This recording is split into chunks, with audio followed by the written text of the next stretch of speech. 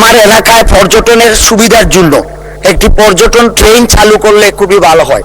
এবং সিলেট এলাকায় আখাউড়া থেকে সিলেট পর্যন্ত ট্রেন লাইন অত্যন্ত পুরাতন এবং অনেক সমস্যা। আমার মনে হয় যে কোনো সময় অ্যাক্সিডেন্ট হইতে পারে, এই বিষয়ে সরকারের পদক্ষেপ নেওয়া প্রয়োজন। মোহাম্মদ মুজিবুর রহমান চৌধুরী, মৌলভীবাজার 4।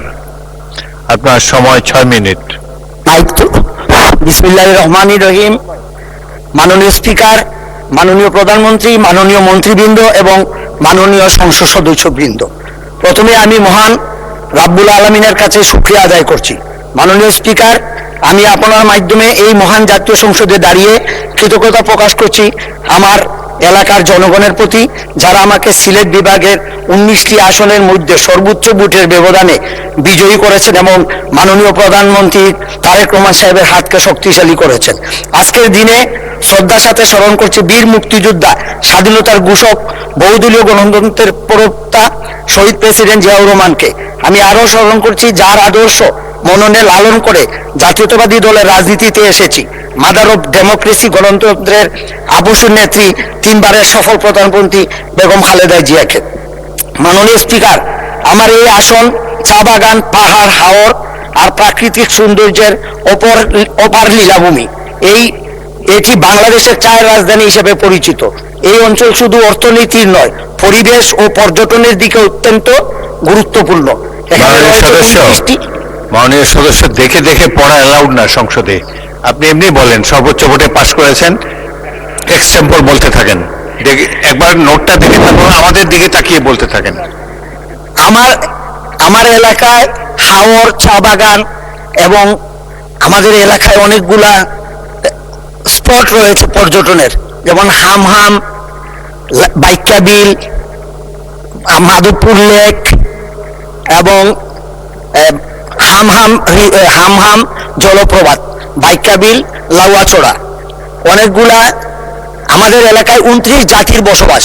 তাদের সংস্কৃতি, তাদের ভাষা সম্পূর্ণ আলাদা। আমরা তাদের ভাষা এবং সংস্কৃতিকে সংরক্ষণ করা আমাদের উচিত।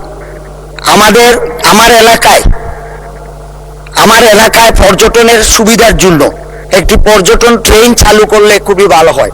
এবং সিলেট এলাকায় আখাউড়া থেকে সিলেট পর্যন্ত ট্রেন লাইন অত্যন্ত পুরাতন এবং অনেক সমস্যা। আমার মনে হয় যে কোনো সময় অ্যাক্সিডেন্ট হইতে পারে, এই বিষয়ে সরকারের পদক্ষেপ নেওয়া প্রয়োজন।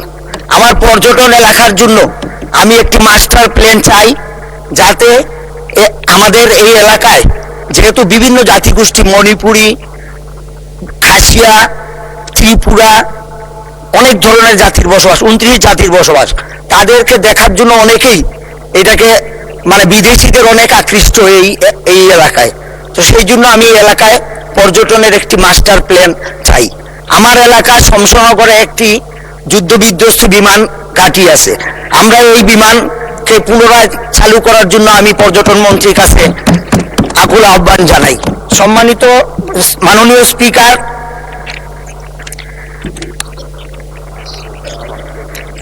স্বাস্থ্য খাতের উন্নয়ন বিষয়টি অত্যন্ত জরুরি। পর্যটন হওয়ায় আমার শ্রীমঙ্গলে বর্তমানে 50 শয্যা বিশিষ্ট একটি হাসপাতাল আছে, এটাকে আমি 100 শয্যা বিশিষ্ট করতে চাই। এবং কমলগঞ্জেও একটি 50 শয্যা বিশিষ্ট আছে, এখানে আমরা 100 শয্যা বিশিষ্ট হাসপাতালে উন্নীত করলে এলাকার মানুষের অনেক উপকার হবে।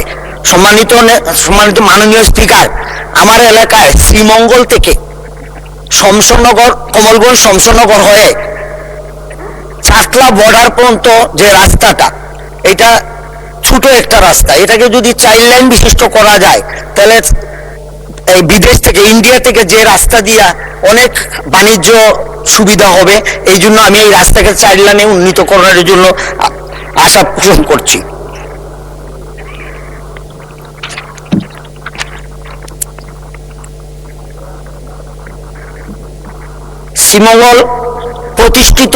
শ্রীমঙ্গলের একটি প্রতিষ্ঠিত দ্বিতীয় চা নিলাম কেন্দ্রটি পুনরায় চালু করার জন্য অনুরোধ করছি। কারণ ফেসিবাদের আমলে আমার এই এলাকায় চায়ের একটি নিলামের জায়গা ছিল, কিন্তু সেটাকে তারা খাটিয়ে চিটাগাঙে নিয়ে গেছে।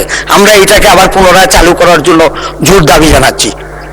আমার এলাকায় ইদানিং পরিবেশকে নষ্ট করে যেভাবে রিসোর্ট তৈরি হয়েছে প্ল্যান ছাড়া, এবং এটা সরকারের মানে সরকার কোনো এটা থেকে রেভিনিউ পাচ্ছে না। পাহাড় কেটে বিভিন্নভাবে রিসোর্ট তৈরি করা হয়েছে।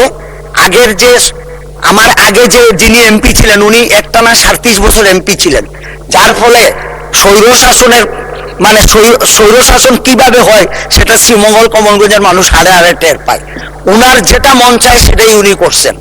আমাদের এখানে এই প্রভাবশালী লোকরা সরকারের জায়গা দখল করে, রেলওয়ের জায়গা দখল করে তারা বিভিন্ন স্থাপনা তৈরি করেছেন, যেটা আমাদের জন্য অনেক অসুবিধা। আমি আশা করব আমাদের এই এলাকার যে যে বনাঞ্চল আছে, যে সরকারি জায়গাগুলো আছে, সেটাও মুক্তির জন্য আমি সংশ্লিষ্ট মন্ত্রীদের কাছে আন্তরিকভাবে দাবি জানাই।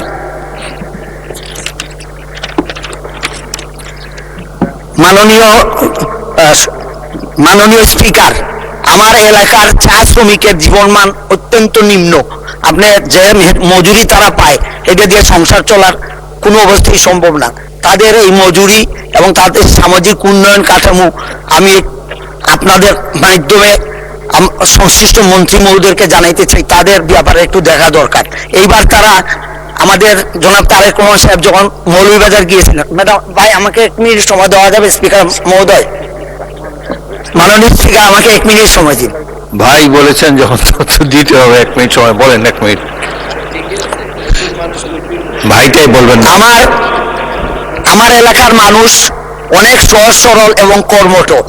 জনাব তারেক রহমান সাহেব যখন আমাদের মৌলভীবাজারে গিয়ে বলেছিলেন, তখন তারা ওনার কথা মননে লালন করে বিপুল ভোটের মাধ্যমে আমাদের মৌলভীবাজারের 4টা আসনকেই তারা পাশ করিয়েছে। এই জন্য আমরা তাদের কাছে ঋণী। আমি চাই চা জনগোষ্ঠীর উন্নয়ন হোক এবং নৃগোষ্ঠীর উন্নয়ন হোক।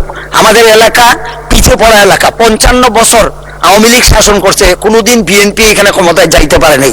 সেই জন্য আমি আশা করব উন্নয়ন থেকে আমরা অনেক পিছিয়ে, আমাদের রাস্তাঘাট কোনো কিছু নাই বললেই চলে। এই এক ব্যক্তির শাসনের কারণে আমাদের এলাকায় উন্নয়ন হয় নাই। মাননীয় স্পিকার, আপনাকে অশেষ ধন্যবাদ। আমি আমার বক্তব্য এখানে শেষ করছি। আসসালামু আলাইকুম। ধন্যবাদ মাননীয় সদস্য। পরবর্তী বক্তা মোহাম্মদ রাশেদুল ইসলাম রাশেদ, সময় 5 মিনিট।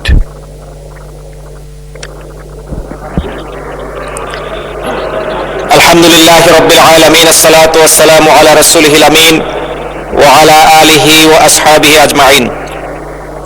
মাননীয় স্পিকার, আপনাকে ধন্যবাদ। আপনার মাধ্যমে আমি আমার নির্বাচনী এলাকা 143 শেরপুর 1-এর সমস্ত জনগণ, বিশেষ করে ভোটার বৃন্দ, যারা আমাকে বিপুল ভোটের ব্যবধানে